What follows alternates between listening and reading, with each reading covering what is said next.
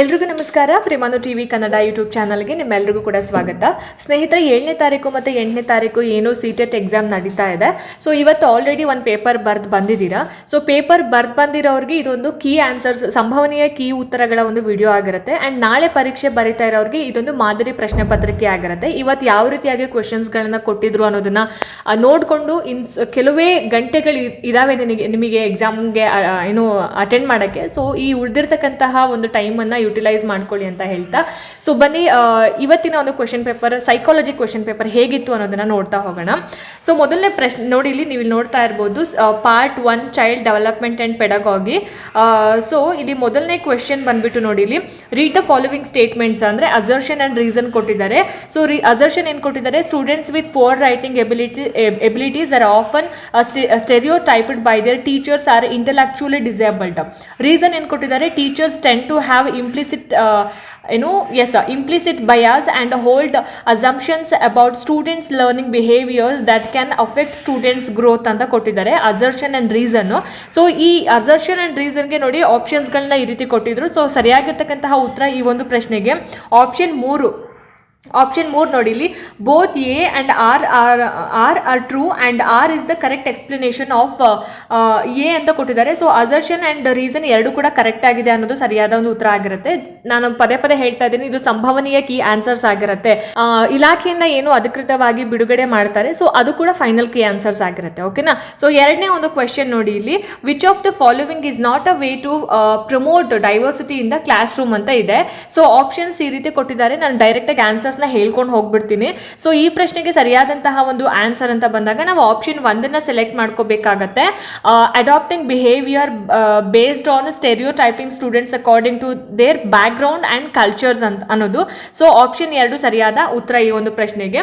And ಮೂರನೇ ಪ್ರಶ್ನೆ ನೋಡಿ, ಇಲ್ಲಿ which of the following is the correct match of learning disability and challenge caused by it ಅಂತ ಕೇಳಿದ್ದಾರೆ. ಅಂದ್ರೆ ಕೆಳಗಿನವುಗಳಲ್ಲಿ ಯಾವುದು ಅಧ್ಯಯನ ಅಸಮರ್ಥತೆ ಮತ್ತು ಅದರ ಪರಿಣಾಮದ ಸರಿಯಾದ ಜೋಡಿ ಅಂತ ಹೇಳ್ಬಿಟ್ಟು. ಸೊ ಇಲ್ಲಿಗೆ ಸರಿಯಾಗಿರ್ತಕ್ಕಂಥ ಒಂದು ಆನ್ಸರ್ ಅಂತ ಬಂದಾಗ ನಾವು ಆಪ್ಷನ್ 4 ಸೆಲೆಕ್ಟ್ ಮಾಡ್ಕೋಬೇಕಾಗತ್ತೆ. ಆಪ್ಷನ್ 4 ಏನು ಕೊಟ್ಟಿದ್ದಾರೆ ಅಂದರೆ dysgraphia, impact fine motor cycle and spelling ಅನ್ನೋದು. ಸೊ ಡಿಸ್ಗ್ರಾಫಿಯಾ ಸೂಕ್ಷ್ಮಚಲನೆ ಮತ್ತು ಅಕ್ಷರ ದೋಷವನ್ನು ಪ್ರಭಾವಿಸುತ್ತೆ ಅನ್ನೋದು ಸರಿಯಾಗಿರ್ತಕ್ಕಂಥ ಒಂದು ಆನ್ಸರ್ ಆಗಿರುತ್ತೆ. ಇದು ಯಾವುದು ಅಧ್ಯಯನ ಅಸಮರ್ಥತೆ ಮತ್ತು ಅದರ ಒಂದು ಪರಿಣಾಮದ ಸರಿಯಾದ ಜೋಡಿ ಅನ್ನೋದು. ಆ್ಯಂಡ್ 4ನೇ ಒಂದು ಪ್ರಶ್ನೆ ನೋಡಿ, student struggling with autism shows a dash ಅಂತ ಕೇಳಿದ್ದಾರೆ. ಅಂದರೆ ಏನು ಹೇಳ್ತಾರೆ, ಆಟಿಸಮ್ ಅಂದರೆ ಈ ಒಂದು ಸಮಸ್ಯೆಯಿಂದ ಬಳಲುವಂತಹ ವಿದ್ಯಾರ್ಥಿಗಳಿಗೆ ಯಾವುದು ಈಸಿ ಅಂತ ಹೇಳಿಬಿಟ್ಟು. So option 1 familiar and predictable routines, option 2 rapid transitions between activities, option 3 communication with strangers, option 4 eye contact during conversation ಅಂತ ಇದೆ. ಸೊ ಇದಕ್ಕೆ ಸರಿಯಾಗಿರ್ತಕ್ಕಂತಹ ಒಂದು ಆನ್ಸರ್ ಅಂತ ಬಂದಾಗ ನಾವು ಆಪ್ಷನ್ 1 ಸೆಲೆಕ್ಟ್ ಮಾಡಬೇಕಾಗುತ್ತೆ, ಫೆಮಿಲಿಯರ್ ಆ್ಯಂಡ್ ಪ್ರೆಡಿಕ್ಟೇಬಲ್ ರೊಟೀನ್ ಅನ್ನೋದು. ಆ್ಯಂಡ್ 5th ಒಂದು ಕ್ವೆಶನ್ ನೋಡಿ, ಇಲ್ಲಿ which of the following statements is not correct about gifted children ಅಂತ ಕೇಳಿದ್ದಾರೆ. ಅಂದರೆ ಪ್ರತಿಭಾಶಾಲಿ ಮಕ್ಕಳ ಬಗ್ಗೆ ತಪ್ಪಾದ ಒಂದು ಹೇಳಿಕೆ ಏನು ಅನ್ನೋದು. So option 1 gifted children are born with extraordinary abilities and potential that need to be nurtured. Option 2 gifted children have lower sense of curiosity and poor imagination skills. Option 3 children can be gifted at different levels and some can have some kind of disability also. And last one ಬಂದು children can be gifted in more than one kind of intelligence ಅಂತ ಇದೆ. So ಇದಕ್ಕೆ ಸರಿಯಾಗಿರ್ತಕ್ಕಂತಹ ಒಂದು answer ಅಂತ ಬಂದಾಗ ನಾವು option 2 select ಮಾಡ್ಕೋಬೇಕಾಗುತ್ತೆ. Option 2 ಹೆಚ್ಚು ಪ್ರತಿಭಾಶಾಲಿ ಮಕ್ಕಳಲ್ಲಿ ಕುತೂಹಲ ಕಡಿಮೆ ಮತ್ತು ಕಲ್ಪನೆ ದುರ್ಬಲ ಆಗಿರುತ್ತೆ ಅನ್ನೋದು. ಸೊ ಆಪ್ಷನ್ 2 ಸರಿಯಾಗಿರ್ತಕ್ಕಂಥ ಒಂದು ಆನ್ಸರ್ ಆಗಿರುತ್ತೆ. ಅಂದರೆ gifted children usually have high curiosity and imagination, not low ಅನ್ನೋದು. So option 2. And 6th one ನೋಡಿ, ಇಲ್ಲಿ ಎರರ್ ಅನಾಲಿಸಿಸ್ ಬೈ ಸ್ಟೂಡೆಂಟ್ಸ್ ಅನ್ನೋದು ಕ್ವೆಶನ್ನು. ಅಂದರೆ ವಿದ್ಯಾರ್ಥಿಗಳ ದೋಷ ವಿಶ್ಲೇಷಣೆ. So option 1 is a futile activity in process of learning, support students in retaining their learning, creates further gaps in students understanding, hinders metacognitive skills of students ಅಂತ ಇದೆ. So ಇಲ್ಲಿ ಸರಿಯಾಗಿರ್ತಕ್ಕಂಥ ಒಂದು answer ಅಂತ ಬಂದಾಗ ನಾವು ಆಪ್ಷನ್ 2 ಸೆಲೆಕ್ಟ್ ಮಾಡ್ಕೋಬೇಕಾಗುತ್ತೆ. Supports students in relating their learning ಅನ್ನೋದು ಸರಿಯಾಗಿರ್ತಕ್ಕಂಥ ಒಂದು ಉತ್ತರ. ಅಂದರೆ ವಿದ್ಯಾರ್ಥಿಗಳ ಅವರ ಕಲಿಕೆಯನ್ನು ಉಳಿಸ್ಕೊಳ್ಳೋದಕ್ಕೆ ಸಹಾಯ ಮಾಡಬೇಕು ಅನ್ನೋ ಥರ. And 7th one, which of the following statement is correct regarding declarative knowledge and procedural knowledge ಅಂತ ಇದೆ. ಘೋಷಣಾತ್ಮಕ ಜ್ಞಾನ ಮತ್ತು ಪ್ರಕ್ರಿಯಾತ್ಮಕ ಜ್ಞಾನದ ಕುರಿತ ಸರಿಯಾದ ಒಂದು ಹೇಳಿಕೆ. ಸೊ ಹೇಳಿಕೆಗಳನ್ನ ನೋಡಿ ಈ ರೀತಿ ಕೊಟ್ಟಿದ್ದಾರೆ. ಸರಿಯಾಗಿರ್ತಕ್ಕಂತಹ ಉತ್ತರ ಈ ಒಂದು ಪ್ರಶ್ನೆಗೆ ಆಪ್ಷನ್ 1. ಆಪ್ಷನ್ 1, ಪ್ರಕ್ರಿಯಾತ್ಮಕ ಜ್ಞಾನ ಸಾಮಾನ್ಯವಾಗಿ ಪ್ರಕ್ರಿಯೆ ಕೇಂದ್ರಿತವಾಗಿರುತ್ತೆ ಅಂದರೆ procedural knowledge is generally process oriented in nature ಅಂತ. So option 1. 8ನೇ ಒಂದು ಪ್ರಶ್ನೆ, contents which require an extension or modification of existing cognitive structures take dash time for learning and or retain for dash duration ಅಂತ ಕೇಳಿದ್ದಾರೆ. So ಹಳೆಯ ಸಂಜ್ಞಾನಾತ್ಮಕ ರಚನೆಗಳನ್ನ ವಿಸ್ತರಿಸೋದಕ್ಕೆ ಅಥವಾ ಬದಲಾಯಿಸೋದಕ್ಕೆ ಬೇಕಾಗಿರ್ತಕ್ಕಂತಹ ಒಂದು ವಿಷಯಗಳು ಅಂತ. ಸೊ ಈ ಒಂದು ಪ್ರಶ್ನೆಗೆ ಇಲ್ಲಿ ಸರಿಯಾಗಿರ್ತಕ್ಕಂತಹ ಆನ್ಸರ್ ಅಂತ ಬಂದಾಗ ನಾವು ಆಪ್ಷನ್ 3 ಸೆಲೆಕ್ಟ್ ಮಾಡ್ಕೋಬೇಕಾಗುತ್ತೆ. ಲಾಂಗ್ ಅನ್ನೋದು ಅಂದರೆ ಹೆಚ್ಚು ಸಮಯ ಹೆಚ್ಚು ಅವಧಿ ಅಂತ. ಸೊ ಆಪ್ಷನ್ 3 ಸರಿಯಾದ ಉತ್ತರ ಆಗಿರುತ್ತೆ. ಆ್ಯಂಡ್ ನೆಕ್ಸ್ಟ್ 9ನೇ ಒಂದು ಕ್ವೆಶ್ಚನ್, ಇದು ಅಸರ್ಷನ್ ಆ್ಯಂಡ್ ರೀಸನ್ ಕೊಟ್ಟಿದ್ದಾರೆ. ಸೊ ಇಲ್ಲಿ ಶಿಕ್ಷಕರು ಮಕ್ಕಳನ್ನ ನನ್ನ ಕಲಿಕೆಯ ಗುರಿ ಏನು, ಅದನ್ನು ಸಾಧಿಸೋದಕ್ಕೆ ಏನು ಮಾಡಬೇಕು ಅನ್ನುವಂತಹ ಒಂದು ಪ್ರಶ್ನೆಗಳತ್ತ ಗಮನ ಹರಿಸೋದಕ್ಕೆ ಪ್ರೋತ್ಸಾಹಿಸಬೇಕು ಅನ್ನೋದು.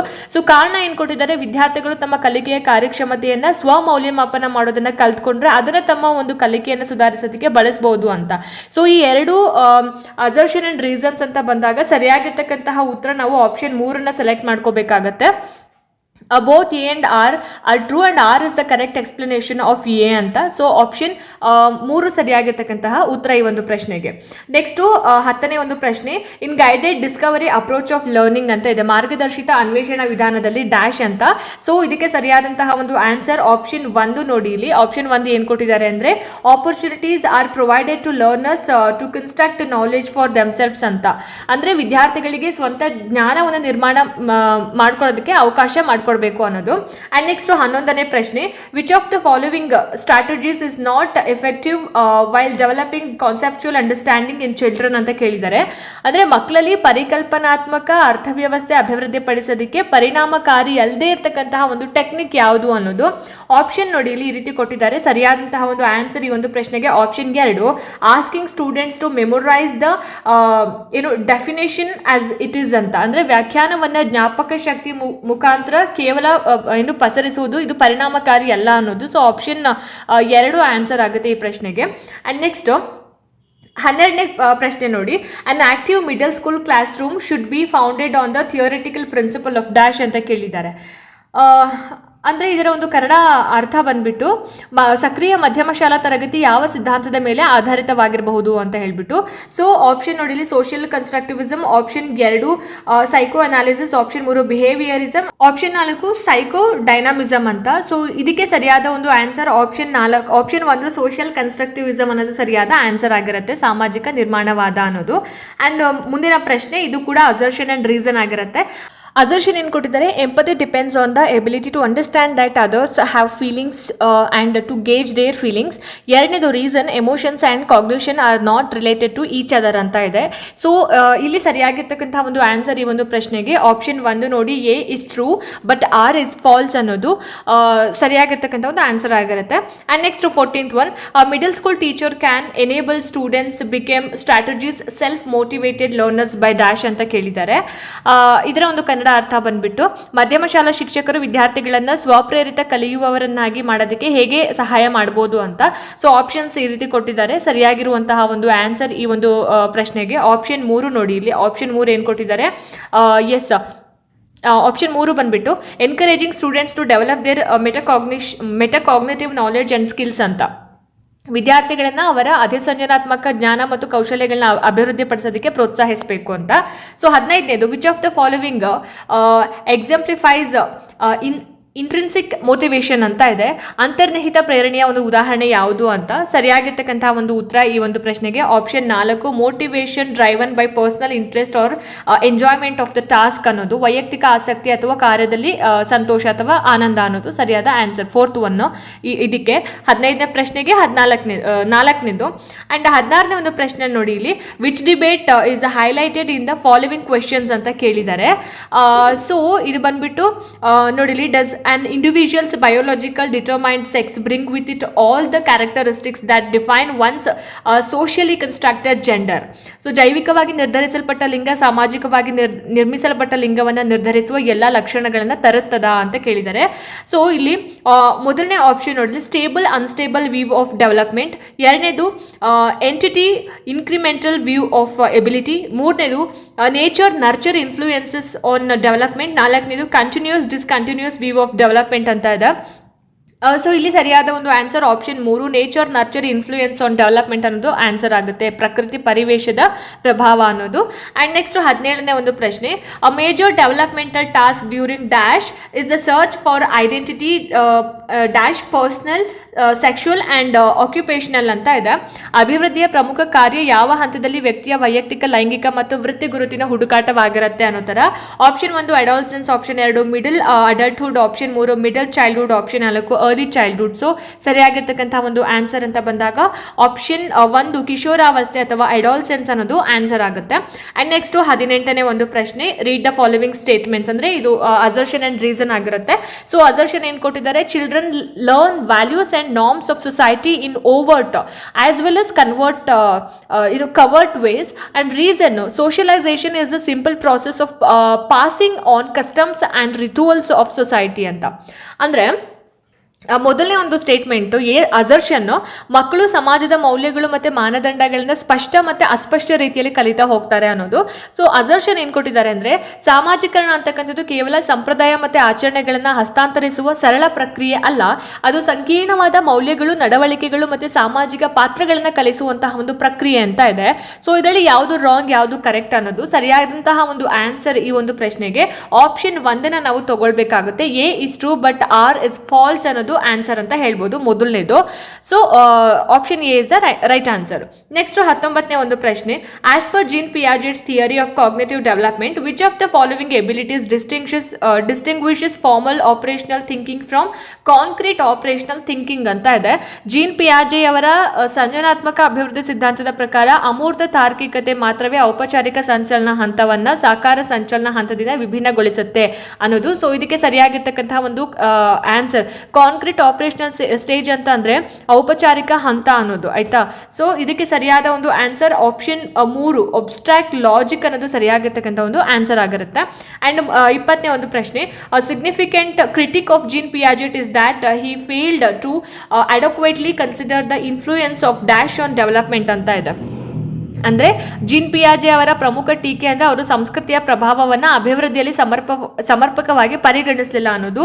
So option 1 experience, activity, maturation, culture ಅಂತ ಇದೆ. ಸರಿಯಾಗಿರ್ತಕ್ಕಂಥ ಒಂದು ಆನ್ಸರ್ ಆಪ್ಷನ್ 4 ಕಲ್ಚರ್ ಆಯಿತಾ. ನೆಕ್ಸ್ಟ್ 21ನೇ ಒಂದು ಪ್ರಶ್ನೆ ನೋಡಿ ಇಲ್ಲಿ which of the following is a correctly matched pair, ಯಾವ ಪೇರ್ ಕರೆಕ್ಟಾಗಿ ಮ್ಯಾಚ್ ಆಗಿದೆ ಅನ್ನೋದನ್ನ ಹೇಳಬೇಕಾಗುತ್ತೆ. ಇಲ್ಲಿ ನಾನು ಆನ್ಸರ್ ಡೈರೆಕ್ಟಾಗಿ ಹೇಳ್ಬಿಡ್ತೀನಿ. Option 3 punishment and obedience orientation, avoidance of bad consequences ಅಂತ ನೋಡಿ ಇಲ್ಲಿ ಆಪ್ಷನ್ 3 ಸರಿಯಾದ ಆನ್ಸರ್ ಆಗಿರುತ್ತೆ. ಅಂದರೆ ದಂಡ ಮತ್ತು ವಿಧೇಯತೆಯ ಒಂದು ಹಂತ, ಕೆಟ್ಟ ಪರಿಣಾಮಗಳನ್ನ ತಪ್ಪಿಸೋದಕ್ಕೆ ನಿಯಮ ಪಾಲನೆ. ಸೊ ಹಾಗಾಗಿ ಆಪ್ಷನ್ 3 ಸರಿಯಾಗಿರ್ತಕ್ಕಂಥ ಒಂದು ಆನ್ಸರ್. ಬೇರೆ ಇನ್ನು ಉಳಿದಿರ್ತಕ್ಕಂತಹ ಒಂದು ಆಯ್ಕೆಗಳು ತಪ್ಪಾಗಿ ಇದನ್ನು ಮ್ಯಾಚ್ ಮಾಡಿದ್ದಾರೆ. ಸೊ ಆಪ್ಷನ್ 3 ಸರಿಯಾಗಿದೆ. ಆ್ಯಂಡ್ 22ನೇದು ನೋಡಿ ಇಲ್ಲಿ gene Piaget and Lev Vygotsky are similar in their belief that dash ಅಂತ ಕೇಳಿದ್ದಾರೆ. ಅಂದರೆ ಪಿಯಾಜೆ ಮತ್ತು ವೈಗೋಟ್ಸ್ಕಿ ಇಬ್ಬರು ಕೂಡ ಸಿಮಿಲಾರ್ ಆಗಿ ಒಪ್ಕೊಂಡಿರ್ತಕ್ಕಂತಹ ಒಂದು ಸಾಮಾನ್ಯ ನಂಬಿಕೆ ಯಾವುದು ಅನ್ನೋದು. ಆಪ್ಷನ್ಸ್ ಈ ರೀತಿ ಕೊಟ್ಟಿದ್ದಾರೆ. ಸರಿಯಾಗಿರ್ತಕ್ಕಂತಹ ಒಂದು ಉತ್ತರ ಆಪ್ಷನ್ 3 ನೋಡಿ ಇಲ್ಲಿ. ಆಪ್ಷನ್ 3 ಏನು ಕೊಟ್ಟಿದ್ದಾರೆ, children are involved in the process of meaning making ಅಂತ, ಮಕ್ಕಳು ಅರ್ಥ ನಿರ್ಮಾಣದಲ್ಲಿ ಭಾಗವಹಿಸ್ತಾರೆ ಅನ್ನೋದು. ಸೊ ಆಪ್ಷನ್ 3 ಆನ್ಸರ್ ಆಗುತ್ತೆ. ಆ್ಯಂಡ್ ನೆಕ್ಸ್ಟ್ ಕ್ವೆಶನ್ ಲೇ ವೈಗೋಟ್ಸ್ಗೆ ಪ್ರಪೋಸ್ಡ್ ದ್ಯಾಟ್ ಡ್ಯಾಶ್ ಅಂತ ಕೇಳಿದ್ದಾರೆ. ಅಂದರೆ ವೈಗೋಟ್ಸ್ಗೆ ಪ್ರಸ್ತಾಪಿಸಿದ ಹಾಗೆ ಡ್ಯಾಶ್ ಅನ್ನೋದು. ಸೊ ಇದಕ್ಕೆ ಸರಿಯಾದ ಆನ್ಸರ್ ಬಂದ್ಬಿಟ್ಟು ಆಪ್ಷನ್ 2 ನೋಡಿ ಇಲ್ಲಿ. ಆಪ್ಷನ್ 2 ಏನು ಕೊಟ್ಟಿದ್ದಾರೆ, children have a lot of potential which includes takes they can do with the others support ಅಂತ. ಮಕ್ಕಳಲ್ಲಿ ಇತರರ ಸಹಾಯದಿಂದ ಮಾಡಬಹುದಾದ ಕಾರ್ಯಗಳನ್ನು ಒಳಗೊಂಡಂತಹ ಸಾಮರ್ಥ್ಯ ಇದೆ ಅನ್ನೋದು ಆಪ್ಷನ್ 2. ಸೊ ನೆಕ್ಸ್ಟ್ 24ನೇದು ಇದು ಕೂಡ ಅಸರ್ಷನ್ ಅಂಡ್ ಸ್ಟೇಟ್ಮೆಂಟ್ಸ್ ಆಗಿರುತ್ತೆ. ರೀಸನ್ ಅಸರ್ಷನ್ ಏನು ಕೊಟ್ಟಿದ್ದಾರೆ, the purpose of administering intelligence test and extended observation should be to compare children in specific domains and abilities. ಅಂದರೆ ಬುದ್ಧಿಮಾಪನ ಪರೀಕ್ಷೆಗಳು ಮತ್ತು ವೀಕ್ಷಣೆಗಳು ಮಕ್ಕಳ ವಿಭಿನ್ನ ಸಾಮರ್ಥ್ಯಗಳನ್ನು ಅರ್ಥ ಮಾಡ್ಕೊಳ್ಳೋದಕ್ಕೆ ಬಳಸಲಾಗುತ್ತೆ ಅನ್ನೋದು. 2ನೇದು intelligence is an innate ability and cannot be nurtured. ಅಂದರೆ ಬುದ್ಧಿಮತ್ತೆ ಕೇವಲ ಜನ್ಮಸಿದ್ಧ ಅಲ್ಲ, ಅದು ಪರಿಸರ, ಶಿಕ್ಷಣ ಮತ್ತು ಅನುಭವಗಳಿಂದ ಇದನ್ನು ಪೋಷಿಸಬಹುದು ಅನ್ನೋದು. ಸೊ ಇದರಲ್ಲಿ ಯಾವುದು ಕರೆಕ್ಟ್ ಅಂತ ಹೇಳಿದ್ರೆ option 1 A is true but R is false ಅನ್ನೋದು. ಎ ಕರೆಕ್ಟು ಆರ್ ಏನು ಎ ಅಸರ್ಷನ್ ಕರೆಕ್ಟು, ಏನು ರೀಸನ್ ಏನು ಕೊಟ್ಟಿದ್ದಾರೆ ಅದು ರಾಂಗ್ ಅನ್ನೋದು. So option 1. ಆ್ಯಂಡ್ ನೆಕ್ಸ್ಟ್ ಮುಂದಿನ ಒಂದು ಪ್ರಶ್ನೆ 25ನೇ ಒಂದು ಪ್ರಶ್ನೆ ನೋಡಿ ಇಲ್ಲಿ. A teacher who consciously takes example of scientist of all genders in her middle school classroom is trying to dash ಅಂತ ಕೇಳಿದ್ದಾರೆ. ಅಂದರೆ ಮಧ್ಯಮ ಶಾಲಾ ತರಗತಿಯಲ್ಲಿ ಎಲ್ಲ ಲಿಂಗಗಳ ವಿಜ್ಞಾನಿಗಳ ಉದಾಹರಣೆಗಳನ್ನು ನೀಡುವ ಶಿಕ್ಷಕಿ ಏನು ಮಾಡ್ತಾ ಇದ್ದಾರೆ ಅಂತ. ಸೊ ಇದಕ್ಕೆ ಸರಿಯಾಗಿರ್ತಕ್ಕಂಥ ಒಂದು ಆನ್ಸರ್ ಆಪ್ಷನ್ 3 ಏನು ಕೊಟ್ಟಿದ್ದಾರೆ ನೋಡಿ ಇಲ್ಲಿ, ಬ್ರೇಕ್ ಜೆಂಡರ್ ಸ್ಟೆರಿಯೋ ಟೈಪ್ಸ್ ಅಂತ, ಲಿಂಗ ಸಾಂಪ್ರದಾಯಿಕ ಕಲ್ಪನೆಗಳನ್ನು ಮುರಿಯೋದು ಅನ್ನೋದು. ಆ್ಯಂಡ್ ನೆಕ್ಸ್ಟ್ 26ನೇ ಒಂದು ಪ್ರಶ್ನೆ ಅಸರ್ಷನ್ ಅಂಡ್ ರೀಸನ್ ಕೊಟ್ಟಿದ್ದಾರೆ. ಅಸರ್ಷನ್ ಏನು ಕೊಟ್ಟಿದ್ದಾರೆ, all girls are hard working and sincere while boys are intelligent and dominating ಅಂತ ಇದೆ. ಅಂದರೆ ಇದು ಲಿಂಗ ಸಾಂಪ್ರದಾಯಿಕ ಕಲ್ಪನೆ ಆಗಿರುತ್ತೆ, ಎಲ್ಲ ಹುಡುಗರು ಅಥವಾ ಹುಡುಗಿಯರನ್ನು ಒಂದೇ ರೀತಿಯಲ್ಲಿ ವರ್ಗೀಕರಣ ಮಾಡೋದು ತಪ್ಪಾಗಿರುತ್ತೆ ಅಂತ. ಆ್ಯಂಡ್ ರೀಸನ್ ಏನು ಕೊಟ್ಟಿದ್ದಾರೆ ಅಂತಂದರೆ ಏನು distinctive biological brains produce all differences in physical and cognitive skills as well as personalities and temperament in girls and boys ಅಂತ ಇದೆ. ಹುಡುಗರು ಮತ್ತು ಹುಡುಗಿಯರ ನಡುವೆ ಇರುವಂತಹ ವ್ಯತ್ಯಾಸಗಳನ್ನು ಕೇವಲ ಜೈವಿಕ ಮೆದುಳುಗಳಿಂದ ವಿವರಿಸಲಾಗೋದಿಲ್ಲ, ಸಾಮಾಜಿಕ, ಸಾಂಸ್ಕೃತಿಕ ಮತ್ತು ಪರಿಸರದ ಅಂಶಗಳು ಮಹತ್ವದ ಪಾತ್ರವನ್ನು ವಹಿಸುತ್ತೆ ಅಂತ. ಸೊ ಇಲ್ಲಿ ಸರಿಯಾಗಿರ್ತಕ್ಕಂತಹ ಒಂದು ಆನ್ಸರ್ ಅಂತ ಬಂದಾಗ ನಾವು ಆಪ್ಷನ್ 2 ಸೆಲೆಕ್ಟ್ ಮಾಡ್ಕೋಬೇಕಾಗುತ್ತೆ. Both A and or false ಅಂತ. ಸೊ 2 ಕೂಡ ತಪ್ಪಾಗಿರೋದ್ರಿಂದ ಆಪ್ಷನ್ 2 ಸರಿಯಾದ ಉತ್ತರ ಆಗಿರುತ್ತೆ. ಆ್ಯಂಡ್ ನೆಕ್ಸ್ಟ್ 27ನೇ ಒಂದು ಪ್ರಶ್ನೆ ನೋಡಿ ಇಲ್ಲಿ ಈ ರೀತಿ ಕೊಟ್ಟಿದ್ದಾರೆ. Individual differences in learning preferences of students should be seen as dash ಅಂತ ಕೇಳಿದ್ದಾರೆ. ಅಂದರೆ ವಿದ್ಯಾರ್ಥಿಗಳ ಕಲಿಕೆಯ ಆಸಕ್ತಿಗಳಲ್ಲಿನ ವೈಯಕ್ತಿಕ ವ್ಯತ್ಯಾಸಗಳನ್ನು ಹೇಗೆ ನೋಡಬೇಕಂತ. ಸೊ ಇದಕ್ಕೆ ಸರಿಯಾದಂತಹ ಒಂದು ಆನ್ಸರ್ ಅಂತ ಬಂದಾಗ ನಾವು ಆಪ್ಷನ್ 2 ಸೆಲೆಕ್ಟ್ ಮಾಡ್ಕೋಬೇಕಾಗುತ್ತೆ. ನಾರ್ಮಲ್ ಡೆಪಿಕ್ಷನ್ ಆಫ್ ಡೈವರ್ಸಿಟಿ, ಸಾಮಾನ್ಯ ವೈವಿಧ್ಯತೆಯ ಒಂದು ಪ್ರತಿಬಿಂಬ ಅನ್ನೋದು ಆನ್ಸರ್ ಆಗಬಹುದು. ಸೊ ನೆಕ್ಸ್ಟ್ ಮುಂದಿನ ಒಂದು ಪ್ರಶ್ನೆ 28ನೇ ಪ್ರಶ್ನೆ ಈ ರೀತಿ ಕೊಟ್ಟಿದ್ದಾರೆ. The kind of assessment in which students score are compared with the average performance of other students is called dash ಅಂತ. ವಿದ್ಯಾರ್ಥಿಯ ಅಂಕಗಳನ್ನು ಇತರರ ಸರಾಸರಿ ಸಾಧನೆಯೊಂದಿಗೆ ಹೋಲಿಸುವ ಮೌಲ್ಯಮಾಪನವನ್ನು ಏನಂತ ಹೇಳಿ ಕರೀತಾರೆ ಅಂತ.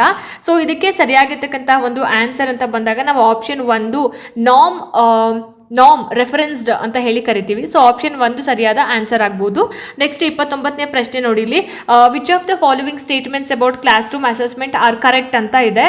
ಸರಿಯಾಗಿರ್ತಕ್ಕಂತಹ ಉತ್ತರ ಈ ಒಂದು ಪ್ರಶ್ನೆಗೆ ಏನಿರ್ಬೋದು ಹಾಗಾದರೆ ಎಸ್ ಆಪ್ಷನ್ 4 1 ಮತ್ತು 2 ಅನ್ನೋದು ಆನ್ಸರ್ ಆಗುತ್ತೆ. 1 ಕೂಡ ಕರೆಕ್ಟ್ ಆಗುತ್ತೆ, ಹಾಗೆಯೇ 2 ಕೂಡ ಕರೆಕ್ಟ್ ಆಗುತ್ತೆ. ವಿದ್ಯಾರ್ಥಿಗಳ ಸಂಜ್ಞಾನ ಪ್ರಕ್ರಿಯೆಗಳನ್ನು ಪ್ರಭಾವಿಸಬೇಕು, ಮೌಲ್ಯಮಾಪನವು ಸ್ವತಃ ಕಲಿಕೆಯ ಅನುಭವವಾಗಿರಬೇಕು ಅಂತ. Assessment should influence cognitive process. And second one is assessment should serve as learning experiences ಅಂತ.